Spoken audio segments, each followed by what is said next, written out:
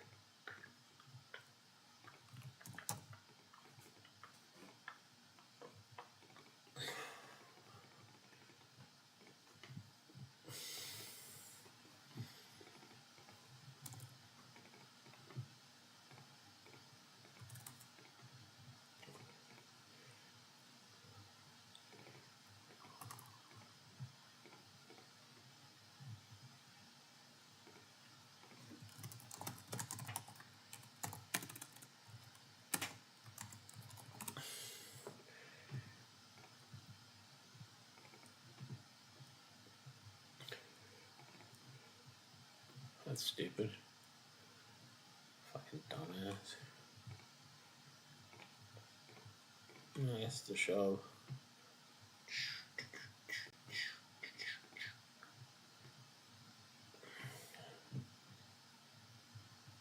Yeah.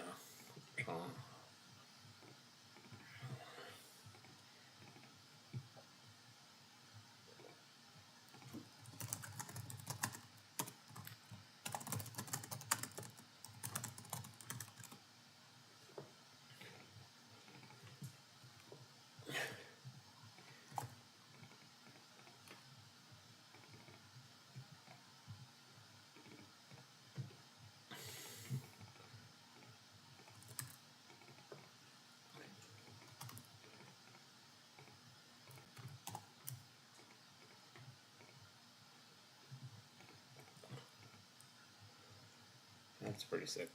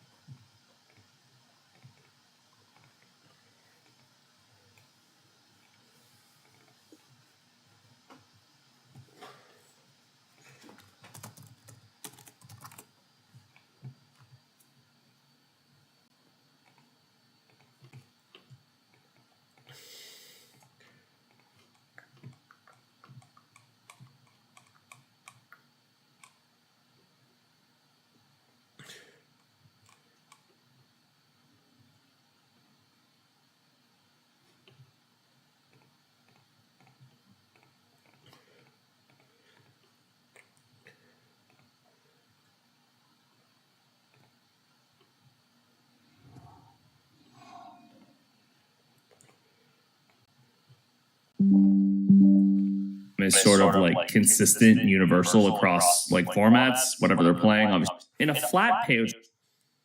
Additionally, in terms of this like lucrative spot for big stacks, you probably have. If you look at the payout, if you look at Shark Scope at like the payout distribution graph, which is a really useful little feature for a lot of the best 18-man sit and go regulars, what you tend to see is they have.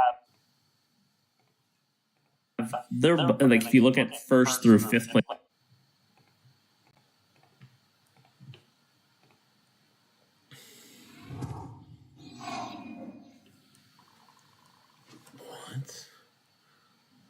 So let us get into today's ICMizer section. So the way we're going to organize today's section is we're going to only focus on one payout structure. Again, I just showed you the bubble factors for all the different popular formats. It doesn't really matter which one we're choosing here. We're not running FGS, which would shift the bubble factors a little bit. But yeah, we're not running FGS, so it doesn't really matter. All the bubble factors are basically going to be around 2, regardless of the format we choose, unless we choose 6 max turbos or 6 max whatever. Another thing is that we're really focusing on the calling ranges, how narrow they are in a lot of spots, how much money we're leaking with certain calls. I especially want to focus on big blind or blind versus blind play, and I also want to pay attention to the equity of the stacks at the beginning of the hand. So this is the first one. This is involving 6-10 big blind stacks. And let's just calculate the EV. Makes sense. Checks out for sure. There's 6 stacks. There's 5 people paid. 6 even stacks is going to result in 16.67%, 100 divided by 6 of the prize pool. If we look over here at the prize pool, we see that 16% equity with our stack is resulting in third place money exactly. So in this spot, everyone at the table, if this tournament just ended and we paid out with ICM, would get third place money. So therefore, whoever bubbles in this spot is going to go from having a stack that was worth third place money to getting $0, which obviously, as I mentioned, is a disaster. I think we should start blind versus blind, as we often do. Any 2 cards is profitable in this spot. Hands down at the bottom, like 7 deuce offsuit, are making 0.75% of the prize pool as a shove in this one hand. And the big blind can only call 6-6, ace 8-10, king 10 suited, king queen offsuit's a fold. Worth noting that in this spot, especially in these bubble spots, pairs tend to perform pretty well. They do better than hands like ace 5 suited, ace 4 suited and stuff. This should make sense. Pairs, crush these under pairs. They actually make even more in practice because our opponent is probably not jamming aces, maybe kings. They shouldn't be. A lot of these are probably better limps. But at blind versus blind, but what's going to happen here is all these underhands, like 5-4-0, 4-3-0, that have 2 unders to the 6, we absolutely crush. And then any hand that villain jams with a kicker less than a 6 or less, we're going to have like 2-1 against that. And then in addition to all of that, when you have a hand like ace 4 suited, ace 5 suited, there's just a lot of this range that has 2 live cards versus you. And you're, as a result, going to bust very high percentage of the time. Let's take a look now at like maybe some tighter positions. So hijack in this spot, we'll go to hijack. Hijack here jams into these 4-10 big blind stacks. They're doing it with 35% of hands. This is not happening in practice almost for sure.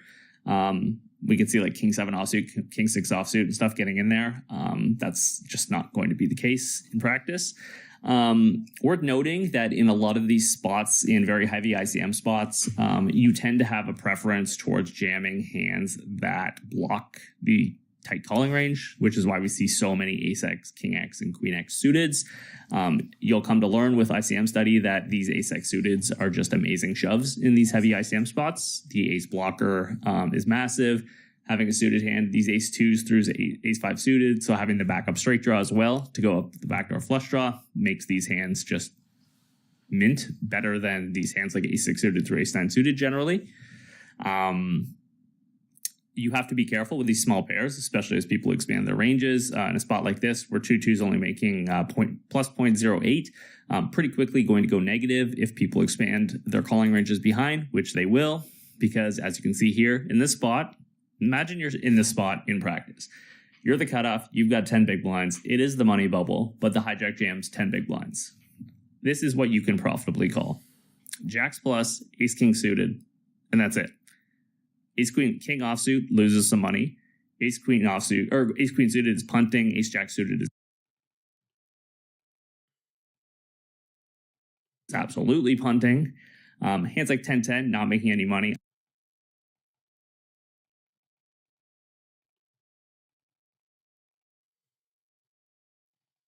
A hand like 9-9, atrocious, negative 1% of the prize pool. If we just pull this up and let's assume we're playing $10 sit and go.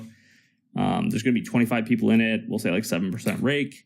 So 25 people. So there's 232.50 in the prize pool, and a hand like pocket nines loses 1% of that prize pool. You're losing 23% of a buy-in every time you call pocket nines in that spot. A hand like ace jack offsuit, even worse. You're losing basically half a buy-in in this spot if you call off ace jack offsuit there.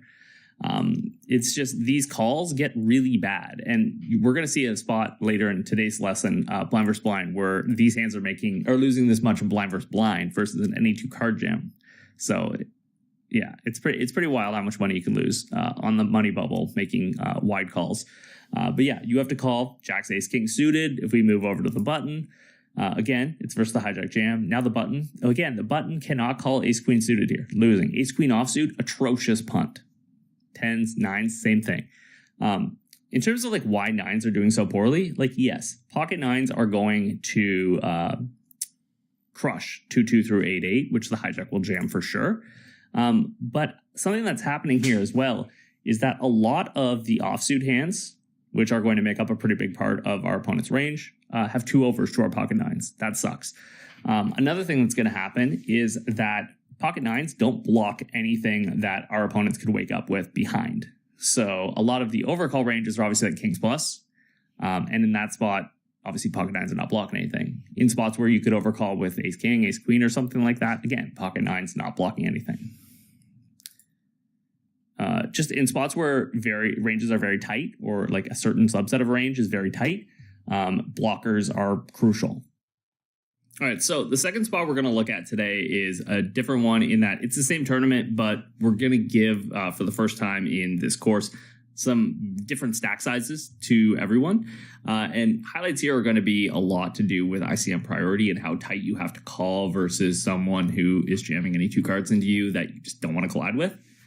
So what we're going to do is focus on blind versus blind, shocker. And we're going to look at the EV. So what I want to see is the EV of this 15 big blind stack. So again, there's a 12.5 big blind stack under the gun, 15 hijack, 7.5 big blinds in the cutoff, 10 big blinds button, and 35 big blinds in the small blind. In this spot, the big blind has 17.2% equity, with which, if we take a look at the payout structure, means that they have greater than third place equity at the spot.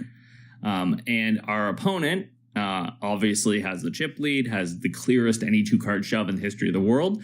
And if we look at the calling range, you can't call anything except pairs versus that range. And I think this highlights a few things. First thing is something I talked about earlier regarding the small pairs and the pairs and how good they are, especially the middling pairs, and how good they are versus any 2 card jams, and why we prefer them over hands like ace queen suited, for example. And pocket 8s is just going to crush a lot of this region right here that jams, which is like a decently large amount of the any 2 card shoving range. And that's why a hand like pocket 8s is preferred over a hand like ace queen offsuit in these spots. Something I didn't note at the time, this is actually the biggest bubble factor we've seen yet.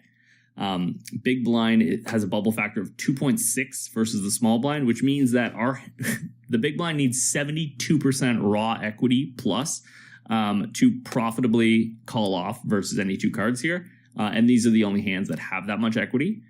I think that in terms of hands that people would have a difficult time folding, I think on average, most people are going to have a hard time folding ace queen offsuit in this spot. It's not like if you look around the table, like the cutoff is about to bust next hand or anything. We know our opponent, like even like a fun player, can probably find the any 2 card jam here. So we know they're going to be super wide. let's say we don't fold ace queen offsuit. How much are we losing with a hand like ace queen offsuit? So we're losing 1.01% of the prize pool. We're going to do the same thing we did earlier. Say it's a $10 buy-in, $9.30 pre-rake, 25 players, prize pool is $232, and we are losing 1.01% of the prize pool, which is $2.35, which is 23% plus of our buy-in on this one single hand versus any two-card jam with a hand like ace-queen, as strong as ace-queen.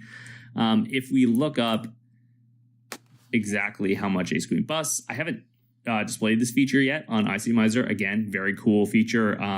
It compares the EV of our options here, so we can push, i.e. in the spot call, and our EV of the stack is now going to be 15.58 on average, and the EV of folding is 16.6, so it's not even close in terms of which decision is the best decision in this spot. And over here, they have this really handy feature called hero bust probability. And the hero's bust probability in this spot is 34.65%. So 34.65% of the time, you're going to go from greater than third place equity to having 0% equity because you're out of the tournament. And obviously, that's an absolute disaster. And that is why we have to call so tight. In terms of ICM priority, this is the clear chip leader at the table. This is not who we want to collide with. We want to collide with the cutoff because we have a chance to bust him and immediately, or him or her, and immediately get in the money. But even like any other stack at the table, we cover or have an equal stack. We prefer to collide with anyone but this person. And that is part of the reason why, even though they are jamming any two cards, we just can't call anything. Because best case scenario is we double and the bubble continues. Now, let's see what our equity looks like if we call and win. So, for example, if we call and lose, we know we're going from greater than third place equity to busting. We're losing like 70% equity. Let's see how much we gain when we double. So we're just going to do this like it's not going to be perfect, but 1,500, 3,000. Small blind loses 1,500. We gain it, and we run it, and we check the equity. So we went from 17% equity to basically 24% equity. So we gained 7% equity when we double. But when we went all in and busted, we lost 17% equity plus. So again, it just goes to show that it is much worse to lose X number of chips than it is good to gain X number of chips. And this is something you're going to see consistently across poker sit and goes and tournaments. Anything that has like a payout structure that involves more than two people being paid or more than one person being paid. One other thing I'd like to note just like quickly is we saw here in the big blind. Oops, sorry, I have to go back and change stacks. So what I did here was reset the stacks to the way they were at the beginning of the hand.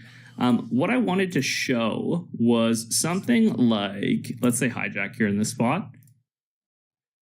I want to show that okay, so if we look blind versus blind here, first where the small blind jams any two cards, big blind calls, the hands immediately outside of the calling range, like sevens, ace king suited, ace king offsuit, they're all losing a lot of money. Like it's not close, these fringe hands.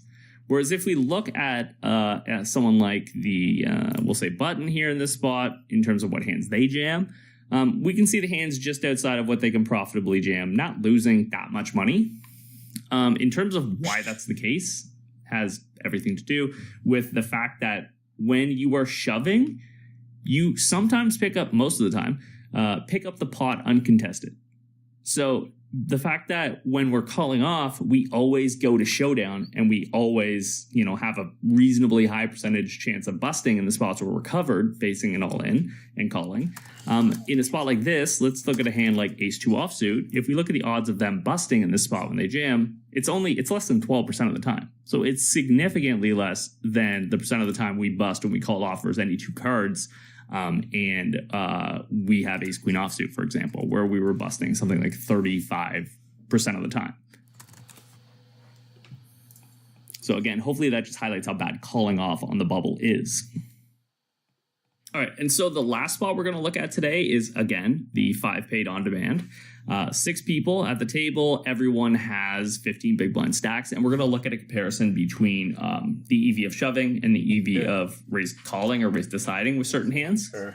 So again, what we're going to see is that on the bubble, especially when you're calling off for your stack. There's not like the threshold for making a $+ EV raise call is quite high, and it's obviously going to depend. Like, this would not be a great spot if, for example, someone clearly covered me behind to go crazy raise deciding. So in this spot, and again, I had to use 2 different windows of ICMizer. I don't have the ability to do to give the player the option of shoving and decide or min raising. So in this spot at equilibrium, if we have just a raising range of min raise, we are allowed to open 19% of hands. And the big blind in this spot is allowed to reship 36% of the time because, again, the big blind in this spot is going to have the exact same stack as us, so it's pretty effectively leveraging. And we're going to have a lot of raise folds just as a byproduct of how tight this bubble is and the fact that we need to raise fold quite a bit to incentivize our opponent to jam because they need a lot of folds to make a $+ EV reship. And if we're opening in this spot, it's because our value hands want our opponents to reship wider than they would call off a shove. So if we look over here, we see we're opening 19% and we can raise call 4.5% of hands. So all those red hands are folding. Again, this is, partly why it's a bit of an issue just only having a raise to side range and not shoving in this spot. You have a bunch of hands like ace-10 suited, king-queen suited that are just raise folding, which are definitely profitable jams. So unless your opponents are just massive nits and you feel super comfortable raise folding in this spot, you're going to probably want to lean towards shoving those hands. But the key ones I want to look at here and compare to the EV of shoving are these hands like pocket 9s, pocket 10s, ace-queen offsuit. So I have to go back to the root. And we see, I'm going to pull this over here so that we can have it up on the screen. But pocket 9s is basically break even as a raise call. Ace queen offsuit, basically break even as a raise call. Ace queen suited, making a little. Now let us pull up our shoves. This is what these hands would be making shoving. So again, just as a reference, just make sure I did this correctly. I did. So these hands like 9s breaking even, but as a shove, making 0.37. That's a massive difference.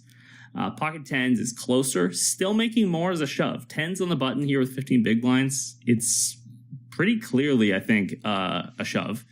Pocket jacks, we are starting to get into the point where raise calling is making more money. This makes sense. Like the threshold basically is jacks plus at this spot. Clearly ace queen offsuit, ace king offsuit, making more money going with the shove. Even ace king suited, ace queen suited. So our value region for our hands that are incentivized to raise call in the spot are basically jacks plus. I would note that this model isn't perfect. It doesn't give our opponents the ability to call behind, and we don't know exactly what they're reshipping. So if, for example, our opponent is going to start in the big blind defending a bunch, and again, pulling this over, not reshipping 36% of hands, which is a lot of hands and probably not going to happen without a read. Yeah, you should just shove.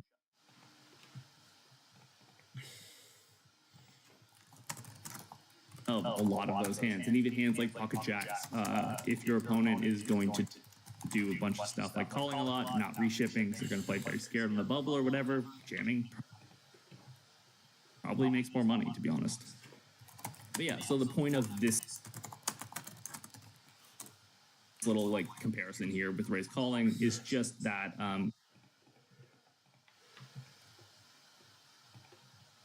even when you're raise calling some really strong hands on the bubble, it's just not that appealing, and you're probably making more money just opting to shove unless you have a very, very strong holding like a big pair.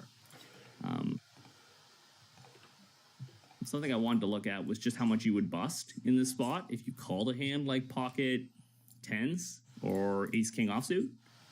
If you look up ace king offsuit, you're going to bust probably pretty high, like 40% plus would be my guess.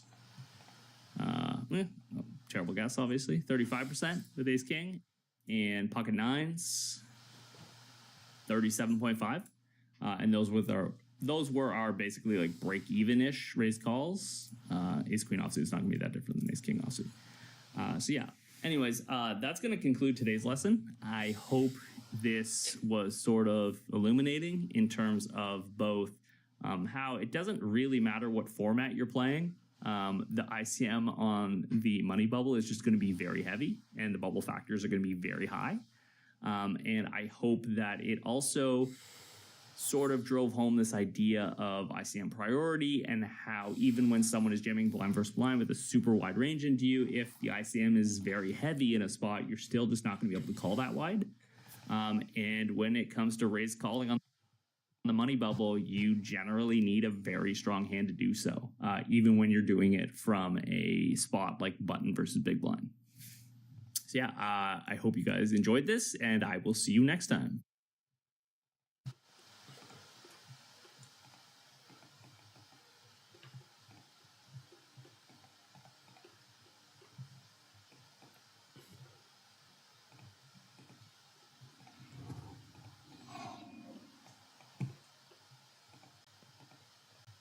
Hey everyone, welcome back, and welcome to the fourth video of module number 4, as well as the third video of the fundamental ICM concepts sort of component of the module. In the first component, we talked about flat versus top-heavy payout structures. We followed that up with a discussion on protecting your equity on the money bubble. And today we're going to talk about wielding the big stack on the money bubble. So ICM fundamental number 3 is an effective big stack is a versatile big stack. And sort of like an overview to being the chip leader or being the big stack on the money bubble. Just some important things to note. It's one of the most profitable situations you can find yourself in poker. I'm sure most of you know that. In terms of why this is the case, EV is generally always flowing to you whether you were in the pot or not. So unlike when you're in a chip EV spot where, say, you're the cutoff, it gets folded to you and you just fold, your win rate in that spot is either going to be 0 because there's no antes, or it's just going to be negative antes. If you are in an ICM spot as a chip leader, what's going to happen is there's a couple of things that are going to influence your EV in a plus EV way, even after you folded. So the first of which, and the most important, is that when you fold, the stacks behind you can still collide with each other and someone can bust. And when someone busts in that spot, there's obviously like a frequency assigned to the likelihood of each stack behind busting or colliding or whatnot.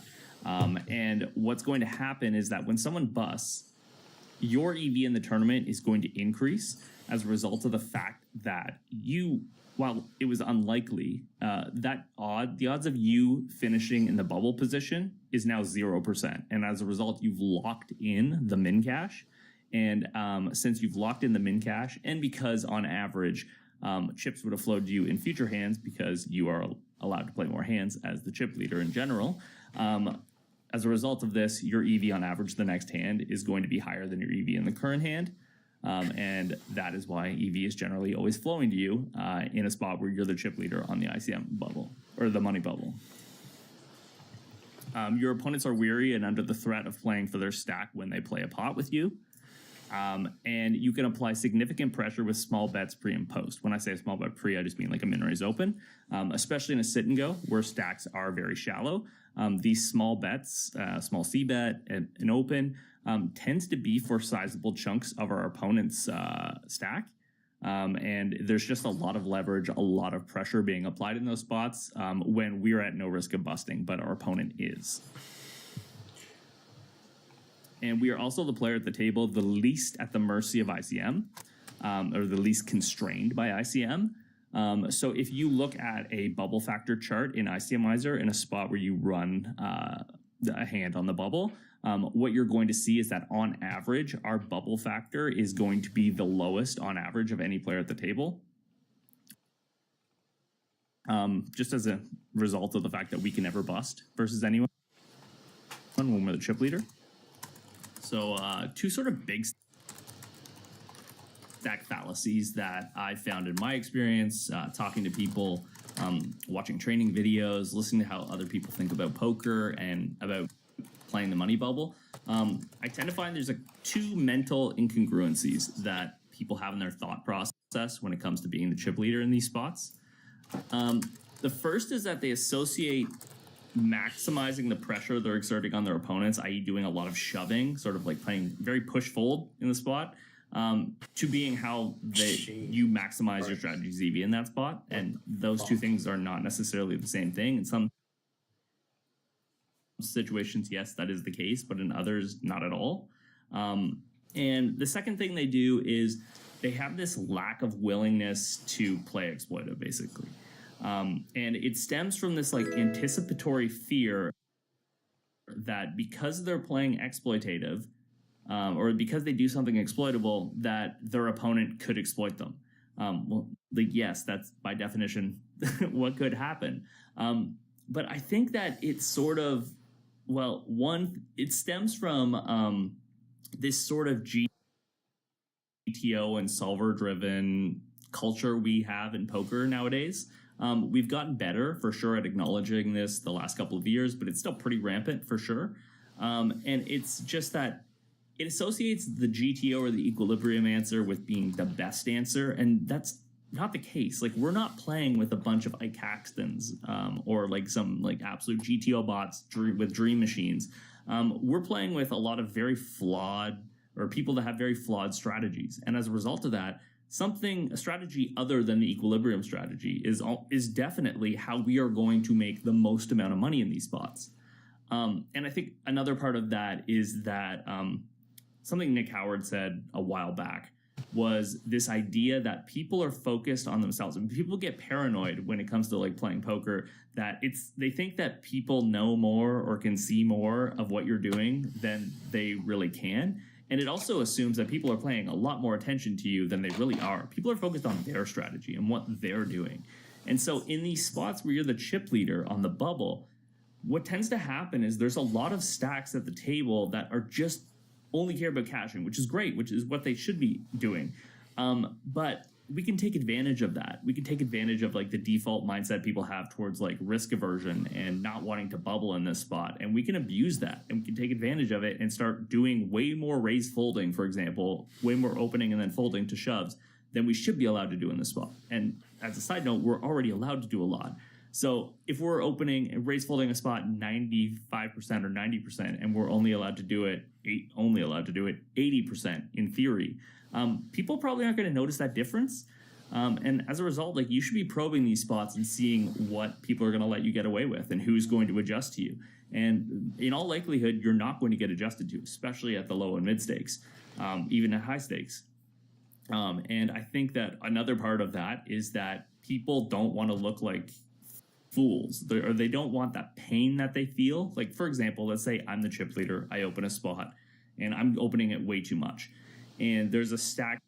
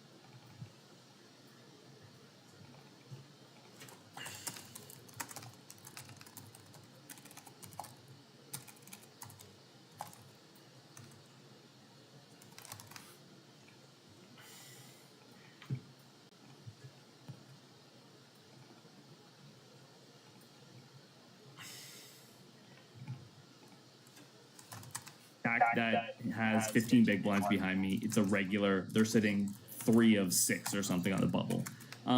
They know that I'm opening too much. They're pretty sure. And they have a hand like ace 10 offsuit or ace jack offsuit. And they just can't pull the trigger in that spot because of how bad it's going to feel if I wake up with ace king or ace queen or jacks plus or something like that calls them, and then they bust in that spot.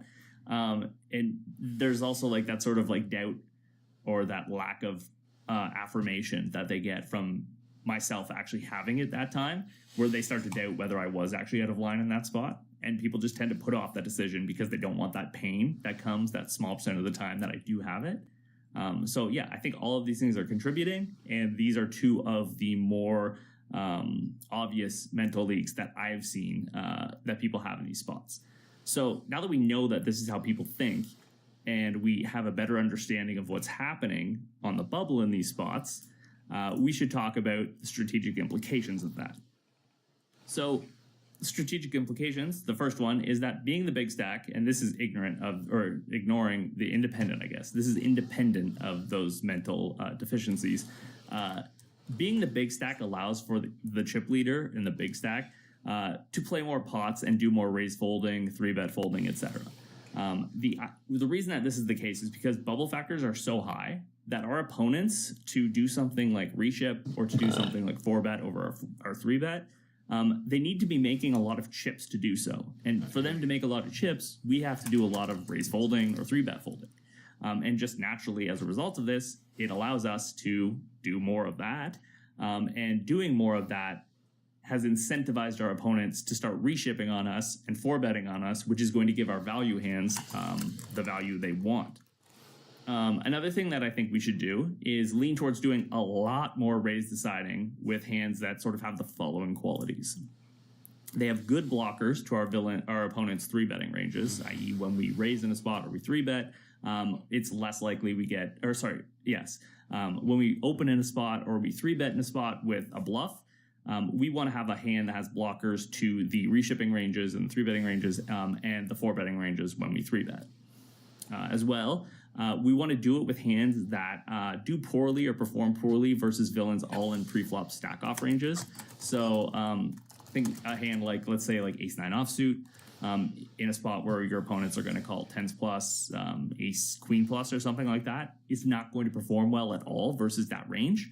And therefore is a pretty attractive candidate to go into a raise fold range or a 3-bet fold range. And another thing I'd recommend doing is leaning towards passing marginally plus dollar EV call-offs. When doing so, will keep the bubble intact in a very plus EV distribution for hero. There's been some speculation around, or among some like very good sit and go players, that ICM undervalues the big stack in these spots. And as a result of that, some of like our very marginally plus dollar EV call-offs when we're facing like a shove that can really do damage to our stack, for example, or if calling and losing, which we'll do frequently with our hand, results in us giving up the chip lead, that those are spots where finding a fold and sort of maintaining that bubble and continuing to find yourself in spots where chips are flowing to you is probably a better option than actually making that plus dollar EV call. All right, and the sort of last point of the day for the strategic implications of everything we've talked about is that you need to be...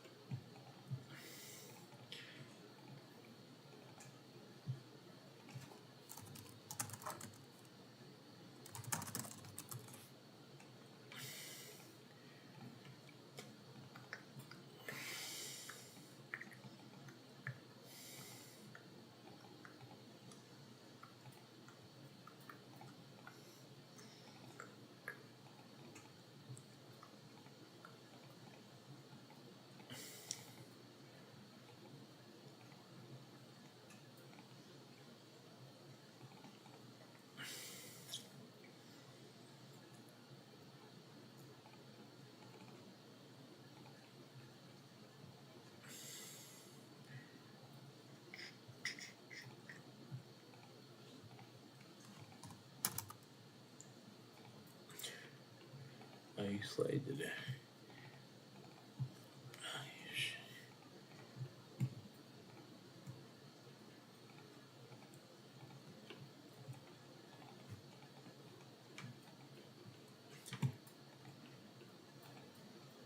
hyper aware, whether it's a sit and go, final.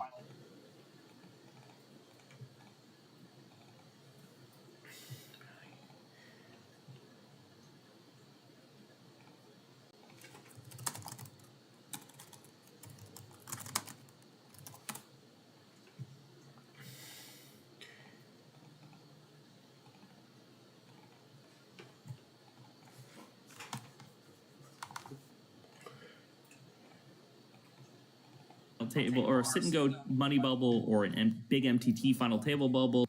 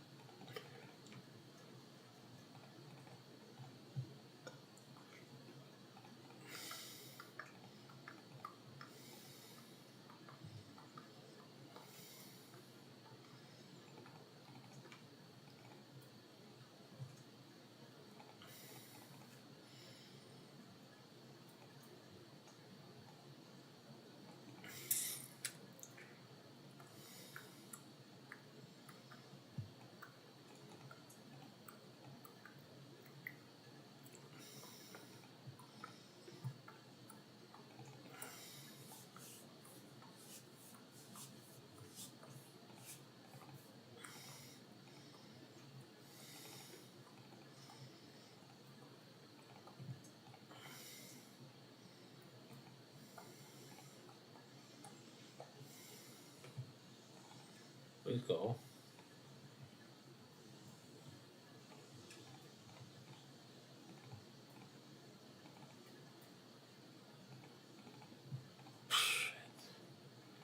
Bubbling everything. This is awesome. Or money bubble, you have to be hyper aware of the tendencies of the players that you're playing with and potential adjustments to your strategy if you're playing an exploitative one.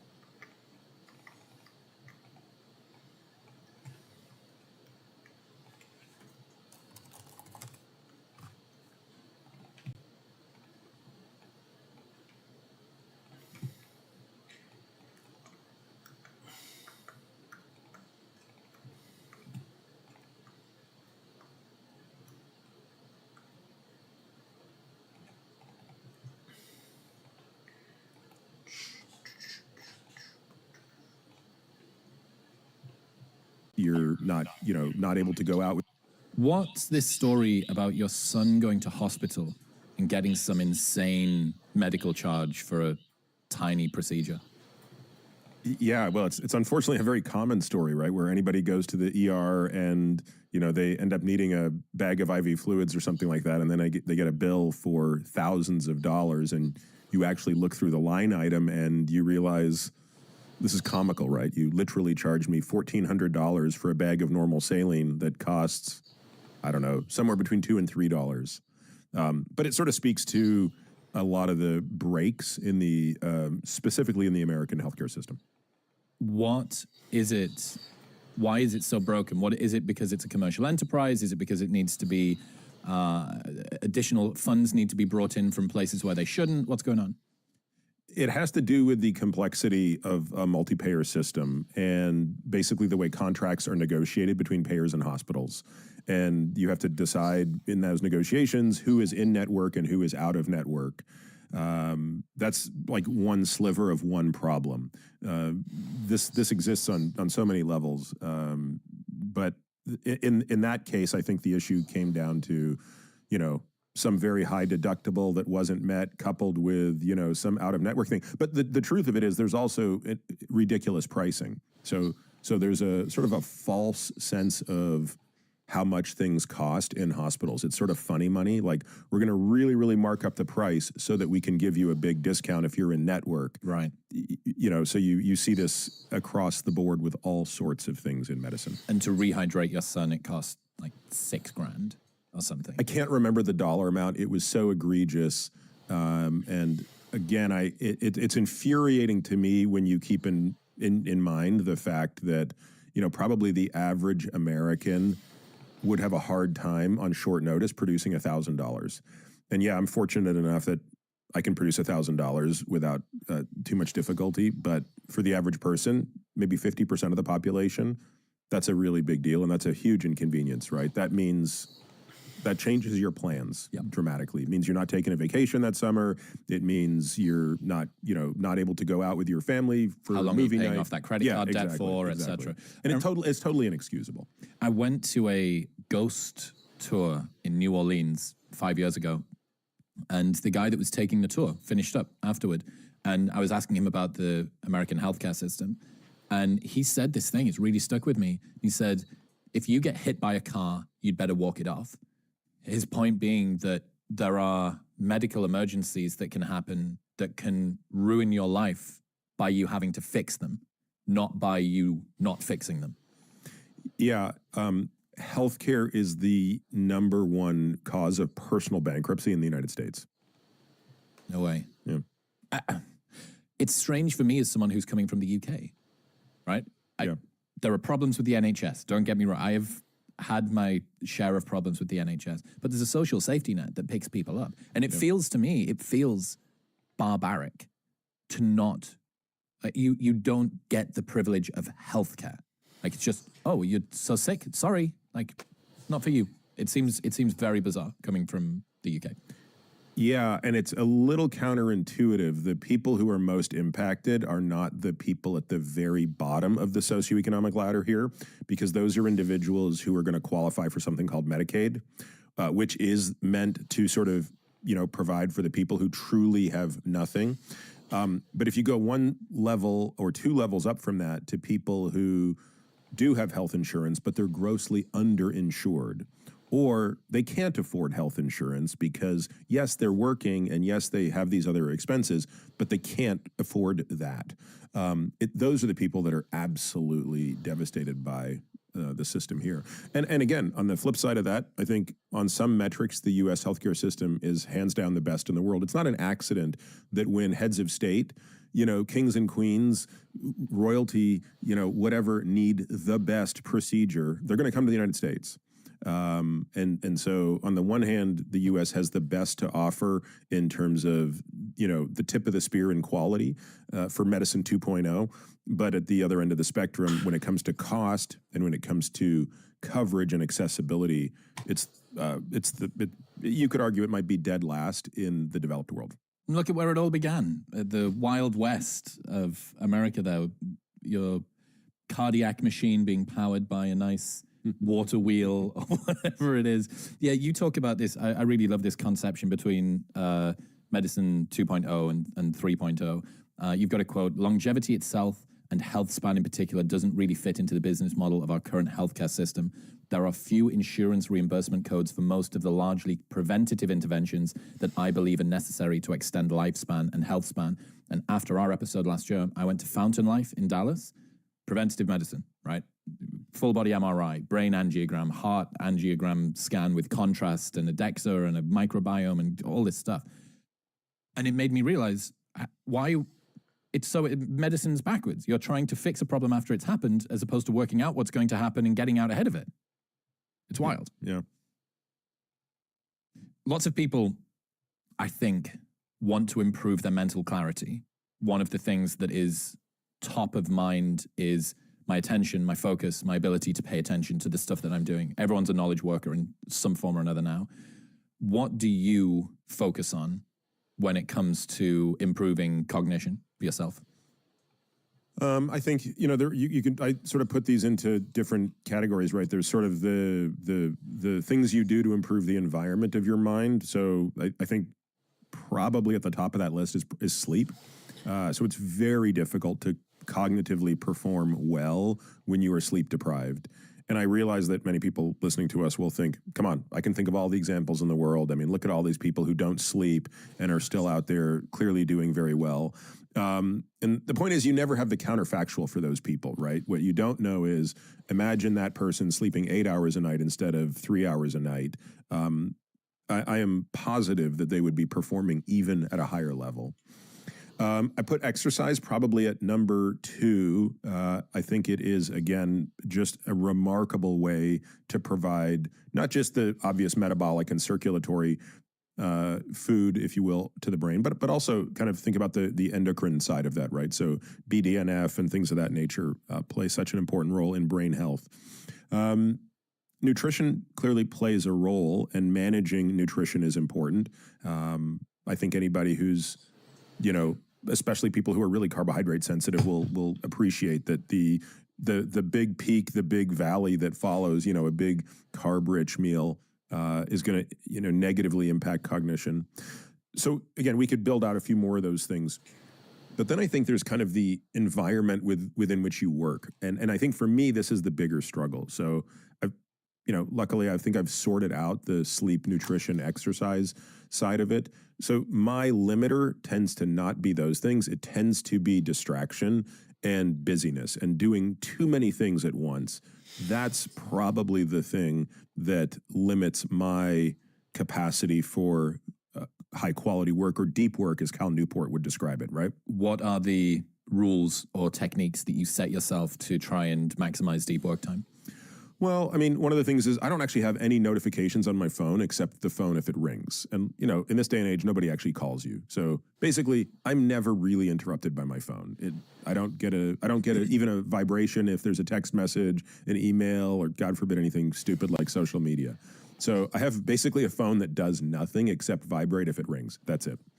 And that turns, in talking with people, I realize that's actually seemingly rare. A lot of people look at me like I have 3 heads when I explain that I don't have any alerts on any aspect of my phone. The other thing I try to do is set aside larger rather than smaller blocks to get work done. So I try to schedule big blocks of time early in the day that are my quality work time. So typically that is 7 o'clock to maybe 9 o'clock in the morning is always uninterrupted. So there's never anything that's going to be scheduled during that period of time. And I focus on doing whatever. So this morning I did the most important things I had to do during that period of time, knowing that from here to my next meeting, to my next call is only going to kind of dissipate my cognitive capacities. Yeah, I went to Dubai. I fled the UK during lockdown and went to Dubai, which I think is 4 hours ahead of GMT, which meant that I could get up at 7 or 8 o'clock, and I had 4 hours before anything happened, and it was bliss. It was insane. It was what it feels like to be Jocko Willink for a while. And I now, being in the US, I'm 6 hours behind the UK, which means that I wake up to just this cacophony of things that need to be sorted, and there's a video going out, and there's emails, and there's all this stuff. But yeah, I think for me, choosing in advance what you're going to work on, and then blocking off a little bit of time, even if it's just an hour. You're like, right, I'm just going to do the one thing that is going to move. And if you actually look at your day and say, what would have had to have happened? What's the one thing that would have had to have been done by the end of the day for me to look back and go, success? It's probably not that insane of a thing. It's maybe the thing that you have a bit of hesitation or resistance to doing. It's usually not that insane. Yeah. It's not a massive list in order to be successful. Okay, so what about when it comes to working environment? Are you sit, stand, desk? Are you doing Pomodoros? What else from the productivity? Oh, it depends what I'm doing. But again, I also need quiet to work. That's another thing. So I always kind of look at my daughter, who seems to be able to do homework with music on, and I did as well when I was in college. I always had music on when I was doing homework. I wonder if I could have done better if I didn't. But for whatever reason, when it comes to whatever I do now, which is usually writing, I wouldn't be able to do a great job with any distraction, sound-wise or otherwise. I like to be standing if I'm not on Zoom. The way my office is set up, it's just a lot easier to be sitting if I'm on Zoom. I also, I think, people ask me all the time, like, do you count your steps or how many minutes you're standing or sitting? And the truth of it is, I don't at all, right? And the reason is I'm doing so much other stuff that I don't really need to be particularly attentive to those things. Mm-hmm. All things equal, of course, I'd rather be standing or walking than sitting. But I don't tend to fixate on it. You're ignoring dollars to pick up pennies if you're thinking about how much time you're spending standing throughout the day. Yeah, and by the way, I think that is valuable for an individual who can't make 2 hours a day to exercise. But fortunately, I've just made that an unbelievable high priority where, I'm always going to be doing the really important stuff during dedicated time. What about supplementationally or pharmacologically? What are you using if you need to dial in focus a little bit more? Nothing. I shouldn't say nothing. So I love caffeine, although I'm not convinced I'm really getting a benefit from it. I am a very, very fast metabolizer of caffeine, so I probably consume 300 to 400 milligrams a day. But if I don't, nothing happens. Like I can't appreciably tell a difference. So for me, I love the taste. I love the ritual. I love making coffee. My wife loves coffee. It's the one thing I can do first thing in the morning that makes her happy. So it's like, so I don't, even though people would argue that caffeine, of course, is a cognitive booster, I'm not convinced I appreciate the metrics of that. I do occasionally put a nicotine patch in my mouth. I probably get more benefit from that.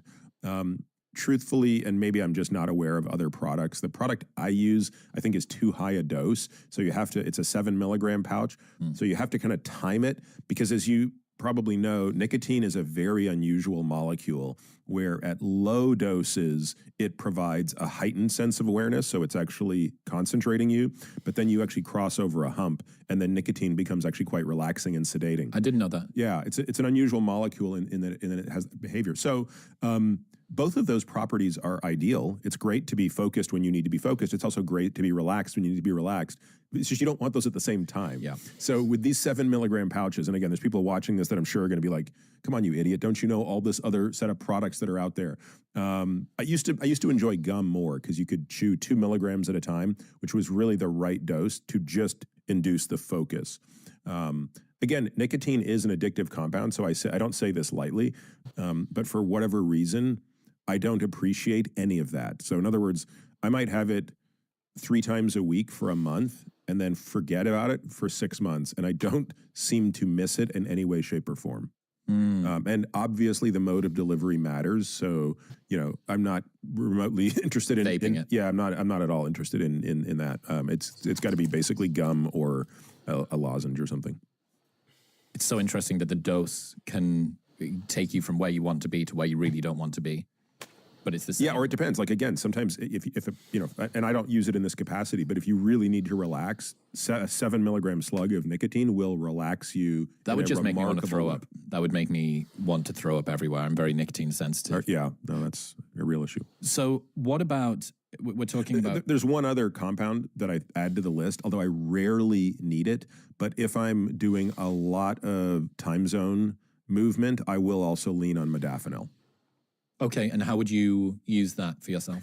Just use it as a quick reset on circadian rhythm in the new time zone, right? So for Take example, it first thing in the morning? yes. So take it first thing of the morning of the new time zone, which is not my morning internally, right? So if I had to go to London tomorrow, and I had to be there for 48 hours and then come right back, my strategy is, let's say I'm leaving Austin at 2 p.m. So 2 p.m. Austin time is, what's that, 9 p.m.? 8 p.m., depending on daylight savings. So I would put myself to sleep on the plane within 2 hours so that I go to bed London time, even though it's 4 p.m. Austin time and I don't want to go to sleep. And then what would you do to induce sleep? Given that you're in the I have middle kind of your a day? whole long protocol, but basically it comes down to how early did I wake up in Austin the day of, when did I exercise, what did I eat, and then I'm going to try to shut off my adrenal glands with phosphatidylserine. I'm going to take trazodone, a high dose of melatonin, which is not something I normally use to sleep, and that's going to put me out. What were the first two things that you mentioned there? Phosphatidylserine and trazodone. And what do they do? Phosphatidylserine inhibits cortisol output from the adrenal glands, and trazodone is a funny drug. It's actually, it used to be used as an antidepressant in the 80s, but it never really took off because it had this nasty side effect of making you tired. So as SSRIs and the like came on board, it sort of fell by the wayside. We now use it as a remarkable sleep drug. It's incredibly safe, and more importantly, it doesn't just induce sleep, it induces stage-appropriate sleep. It's a very helpful drug for people who don't suffer from any initiation insomnia, but who do tend to wake up intermittently at night, either due to anxiety or just anything that kind of gets people up. Trazodone basically buzzes over Smooths that out. Yeah. Okay, so you've then taken that. Melatonin, what sort of dose? Again, normally I don't take any, but if I'm looking for the hammer, I'm going to take 3 milligrams. Wow. Yeah, that is a lot. I mean, here's just before we go on to how to then wake up when you get to London, the levels of dosage that you can buy in CVS of melatonin. It's crazy. Is wild. Can you just give the overview of how the dose curve works for melatonin with humans? Well, I mean, what's interesting is physiologically, the pineal gland doesn't make that much melatonin, right? It's making micrograms of the drug. So I think the smallest dose I've ever seen that you can buy might be 300 micrograms. Like maybe there's someone out there that makes a 0.3 of a 0.3 milligram. Yep. Yeah. That's probably the smallest I've seen. Maybe there's a 0.1 out there. I've got a spray, and each spray, sublingual spray of it is 0.3. Okay. Yeah. And so unless I can manage to half trigger it, there's no way I could get But less. most of the time you're looking at 1 to 5 milligram, i.e. 1,000 to 5,000 micrograms of this stuff, and even 10 milligrams. And the problem with that is it seems if you look at the literature, and I haven't looked in a while, but the last time I did, doses north of about 600 or 700 micrograms, 0.6 to 0.7 milligrams, tend to really suppress melatonin receptors in the brain. Man. And so as a long-term strategy, it's probably a bad idea. So would that create basically a physiological dependency? Yep. So I try to get patients off melatonin, truthfully, and reserve it for jet lag and for travel only, and not rely on melatonin as a nightly sleep aid. But if you're going to, I want them to be as low as possible. 48 hours. I can't mess about here. I need to hit it with a hammer. Yeah. If using this example, if I want to fall asleep at what feels like 4 o'clock and wake up in 7 hours, and then 2 hours later land in London And be functional. and be 100% functional, and then take that modafinil upon landing. What sort of dose of the modafinil? Is that immediately upon waking? Yep. Right. And what sort of dose? Any idea? I mean, I usually take 200 milligrams if I'm going to take it, but I don't modafinil know. can be dosed. Typically, the low end is 100 and the high end is 600. Okay. What about armodafinil? I've heard about that. Comparable. Yep. Right. Yep. Same thing. Yep. What is? You're speaking to someone that's never taken modafinil. What's the sensation of it like? It depends on the individual. So I perceive nothing. I'm just more awake, and I feel fantastic. But I don't get a high from it. I don't get any stimulation from it. I know there are some people. I can't tell you what fraction of people, but a non-trivial fraction of people actually experience a negative sort of stimulation effect from it. What do you mean? Like they feel like it probably feels like what ephedra used to feel like back in the day. Oh, it's rushy. Yeah. Wow. Yeah. And now again, I would argue that in those people, they're simply taking too much and that they're very sensitive to it, and they might get the benefit without that negative side effect if they down the dose. My wife, for example, can't take it, but that's probably because she's only ever tried 200. And I would bet if she ever really needed it, I'd probably give her 50 or 100.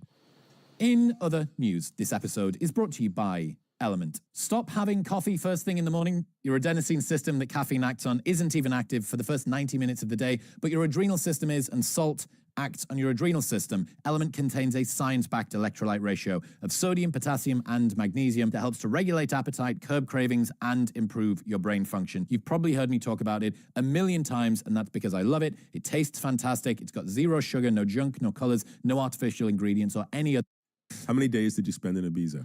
Oh, Was that like, if you live in the UK, that's like Cancun, right? For living kind here. of, yeah. Yeah, so you've got, obviously, Europe's on our doorstep, so it means that Mallorca, Magaluf, Malia, Zante, Ayia Napa, Ibiza. So Ibiza's the coolest one of the lot because it's sexy house music and it's cool and whatever. But they said that there's a rule of you can ruin any European city by putting direct flights from the UK there. It's so true. You hear these stories about planes that need to be turned around in the sky because They're too rowdy. Yeah, way too rowdy. And you think, look at any British airport. If you go Easter holidays, look at any British airport, 5:30 in the morning, everyone's got a pint. Everyone. Parents have got a pint as they're going away because drinking is just such a inbuilt part of British culture. It is in our blood, literally. But I think, we spoke about this last time. I think we're turning a corner with alcohol. I really think we are. I think that the way that people see it is this sort of go-to coping mechanism, like the relaxation mode of choice, the thing that alleviates social anxiety. Perhaps this is because people aren't putting themselves into social situations quite so much. They're able to sit in the house a little bit more. But my previous industry was nightlife. And I speak to my ex-business partner and all of the guys I used to work with, and the louty, Larry sort of drinking culture has now been wildly supplanted by much more chill sort of brunches, and it seems to have matured a little bit more. So maybe when I was in London last summer, I went to, near around the Parliament and stuff, and there was this great statue of Winston Churchill outside of a park. What do you know the name of the park I'm talking about? It has a statue of Churchill facing out. Okay. He's the only one facing out. I think all the other statues of great folks are facing in, and it's facing, I'm blanking on the name of the tavern, like Stephen's Tavern or something like that. And, so the lore is that that's where Churchill held shop, right? Because you had to be within a certain distance of Parliament. So that if you got called back to Parliament, you could go. So basically, Churchill lived there. He was always eating and drinking there and holding court. So, of course, I had to go there, and there's no way I wasn't having fish and chips and some pint of whatever. And, I just did this every day, even though I couldn't stand the beer. But I was like, I'm going to have fish and chips and a pint of whatever your finest, unspeakable, warm, horrible lager. Piss water is. Yeah. But if Churchill did this, I'm doing this. I got, from my tour manager, I got a Christmas present of the champagne that Churchill used to demand was at every lunch meeting. And he made this company create a new sized bottle because a half bottle was insufficient and a full bottle was too much and he couldn't think. So they made a pint bottle of champagne, and it's this, and it's got the lore on the back, and it's beautifully designed, apparently it tastes like fizzy. I haven't opened it yet. I need to wait for a good occasion. It tastes like fizzy apple water or something. And he made them. Imagine being the guy that goes to a high-class champagne establishment and says, it's not quite enough with the half bottle. I don't need a full, but make me a new one. And that's the power that you've got. Yeah. You say that striving for physical health and longevity, but ignoring emotional health, could be the ultimate curse of all. What do you mean by that? Well, there's this Greek mythology of a fellow I write about in the book, Tithonus, who requests of the gods immortality, and he gets granted eternal life, but not eternal health. And so he has this horrible curse where he's alive, but he's physically decaying all the way into this decrepit, never-ending state. And so I think an extension of that is, well, if your emotional health, which encompasses many things, happiness, the quality of your relationships, any sense of purpose, any sense of happiness, if that is in a bad place, why would you want to live longer? I mean, you're objectively suffering, so why would extending that suffering be of any value? And again, like you can play sort of thought experiments all day long. So let's play one. So, you know, the little bit I know of you, Chris, you enjoy people, right? Like you're not an antisocial human being. So if I told you, Chris, whatever number you think is the dollar amount that it's going to take to make you happy, we're going to double it. Okay, that's how much money you've got. And whatever metric of your own physical health, defined by how big your muscles are, how low your body fat is, how well you can perform, let's give it to you plus 20%. Sounds good so far. Yep. And the only catch is you're the only person on the planet now. Now, don't worry, I've created a bunch of bots that will do everything. So your standard of living won't go down. Like you're going to have bots that will do anything and they'll provide your food and everything. How happy is your life? Like how long until you kill yourself? Not long. No, because think about it. Like what are you doing? Right. So that just gives you one example of, wow, if you took away my ability to interact with other people, life is not worth living. Very, very few people I could imagine could tolerate that for a long period of time. So sure, that's extreme, but it's a great way to illustrate a point, which is if you have every single thing imaginable, but you have no connection to other people, what do you have? So of course, it doesn't have to be that extreme for the point to still remain. One of the things that I've been thinking about a lot recently is integrating of emotions, because a lot of us that come from a productivity background or a biohacking background or a strength and fitness background, we try to reduce the human experience down to metrics and numbers and reps and sets and stuff like that. But the actual phenomenological experience of being a human is emotions. It's what is the texture of your mind as you move day to day through the things. When you look back at the day, sure, you might be able to say how many words you wrote or how much weight you lifted or how far you ran. But the actual moment-to-moment experience of that isn't you logging things on a spreadsheet. It's how your mind feels, what's going on internally. And I really think that point about emotional health being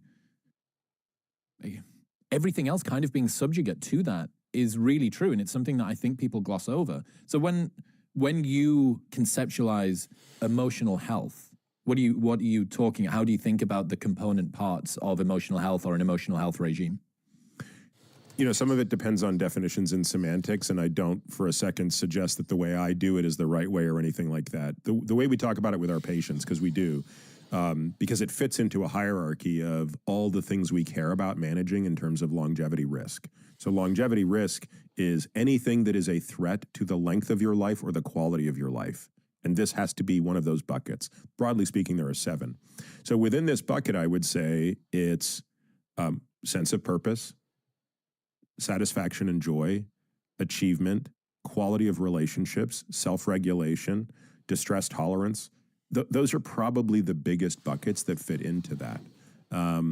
And again, you know, Arthur Brooks, who I don't know, have you had Arthur on the podcast? He's coming on in a couple of months. Oh, yeah. So you'll have a great time with Arthur because this is really a big part of what he talks about is the subset of this around happiness. Mm-hmm. And I think he has a very elegant way of thinking about happiness, right? Which is that happiness is not a feeling any more than the odor of the food you're consuming is the caloric macronutrient benefit of the food. And therefore, people tend to get a little bent out of shape if they don't, quote unquote, feel happy in a sort of positive valence emotional sense.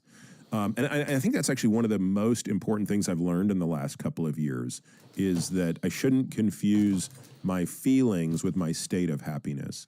And that when I'm evaluating my emotional state through the lens of happiness, I really want to go through these more nuanced metrics around like, am I living in a manner that is congruent with what I believe my purpose is? My purpose, first and foremost, as a father and husband, but then secondly, my purpose as a doctor, and then maybe my purpose as a public figure, but I feel like I do have a purpose and all those things. Okay, and then like, what is the state of my relationships? Where are my relationships good? Where are my relations under strain? Where are my relationships lacking in my attention? And then what am I pursuing that is giving me a sense of satisfaction, which really requires doing something hard and achieving a result. Like, and some people are more wired to need that than others. You probably are. I know I certainly am, and my entire life has been built kind of around hard things to do as little, side projects, physical challenges, sometimes business challenges, writing a book, something like that, where you toil and it's hard, but at the end there's something you're proud of. So anyway, it's about accounting through all of those things. And I look, for some people it's easier than others. There's some people that just naturally tend to find ease within those things, and others who don't. Just as there are some people for whom it's much easier to do cardio and they enjoy it, and there's others who maybe gravitate more towards strength training, or maybe others who don't want to exercise at all as their natural default state.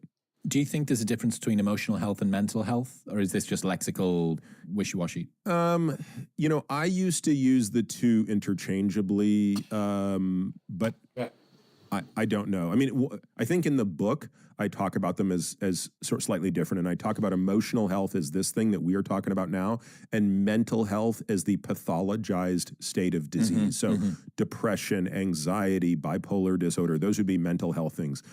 I don't think there's a right or wrong to this as long as one is clear in what they're saying.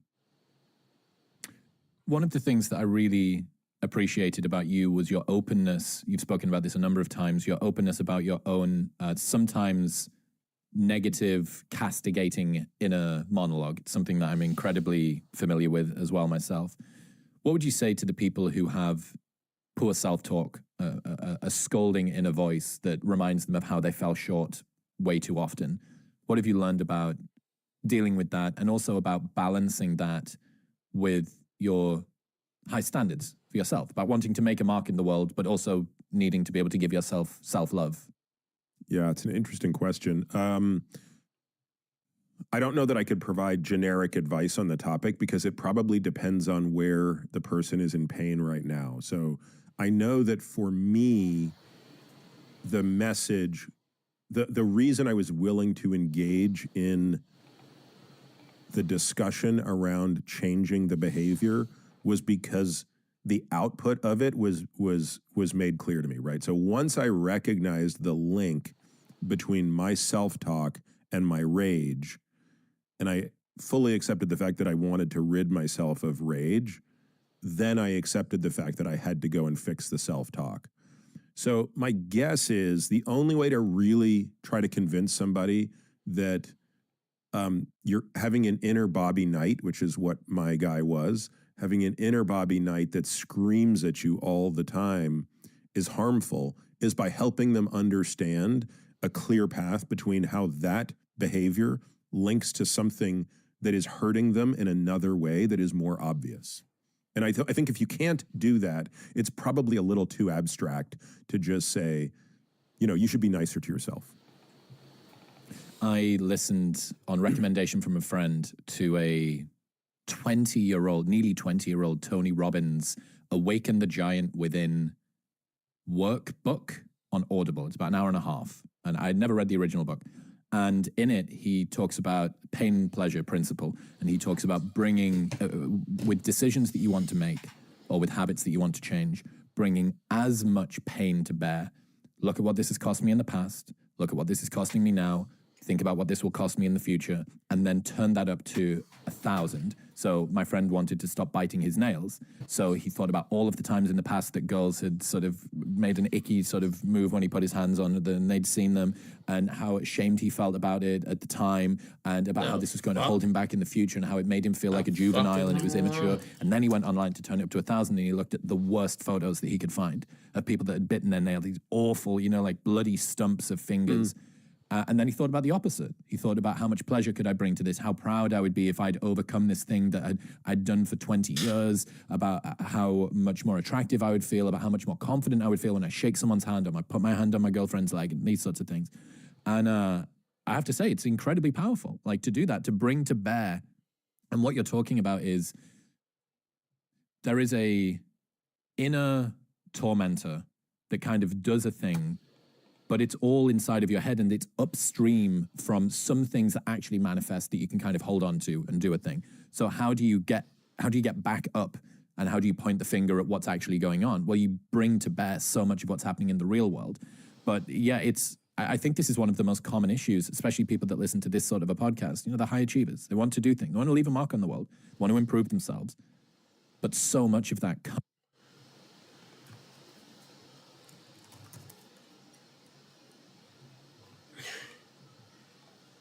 Ugh.